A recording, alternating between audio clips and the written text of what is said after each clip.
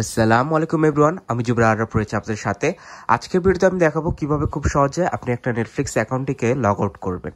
আমরা আসলে বাংলাদেশ থেকে যারা নেটফ্লিক্স অ্যাকাউন্ট ব্যবহার করে থাকি, আমাদের অধিকাংশ মানুষই আমরা থার্ড পার্টি কোনো সাইট থেকে নেটফ্লিক্স অ্যাকাউন্টগুলো ক্রয় করে থাকি।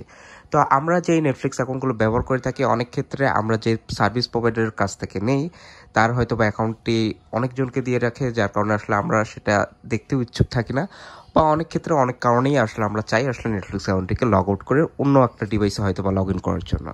তো এই জিনিসটা আমরা কিভাবে করব, আজকের এই ভিডিওতে আমি সে বিষয়টা দেখাবো। টেলিভিশনের ক্ষেত্রে আসলে একটু ডিফারেন্ট, কারণ টেলিভিশনে অনেক ক্ষেত্রেই আসলে লগ আউট হতে চায় না।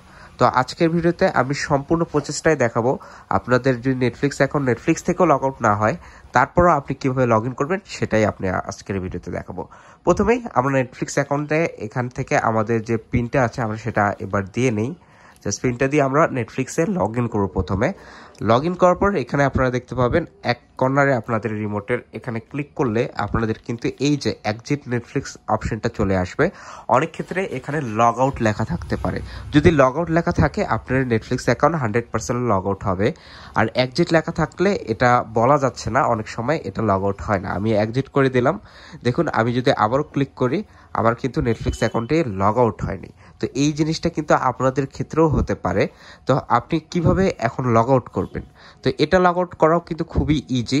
এর জন্য আপনাদের যে কাজটি করতে হবে, এখান থেকে আপনার সেটিং অপশনে গিয়ে এই যে টিভি অ্যাসিস্ট্যান্ট, এখানে আপনাদের চলে যেতে হবে। এখানে চলে যাওয়ার পর এখানে যদি আপনি ডিপ ক্লিন করেন, তাহলেও কিন্তু আপনাদের এই যে আপনার ক্লিন অল, এটা কিংবা ডিপ ক্লিন যেটাই বলুন, যে কোনো একটা জিনিস আপনাদের লেখা থাকতে পারে। এটা করলেই কিন্তু আপনাদের সব ডাটাগুলো চলে যাবে এবং আপনার নেটফ্লিক্স অ্যাকাউন্টটাও লগ আউট হয়ে যাবে।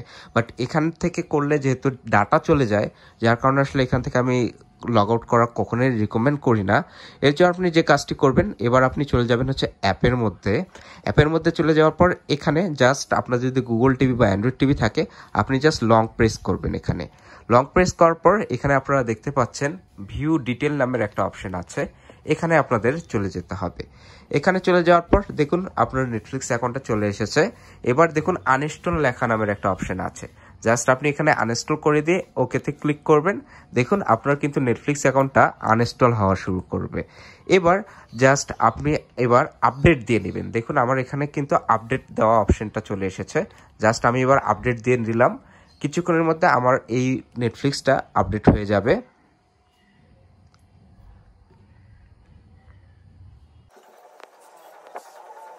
বন্ধুরা, আমার কিন্তু নেটফ্লিক্সটা আপডেট হয়ে গিয়েছে। এবার জাস্ট আমি যদি ওপেন করি, দেখুন এবার আমাদের কি দেখায়।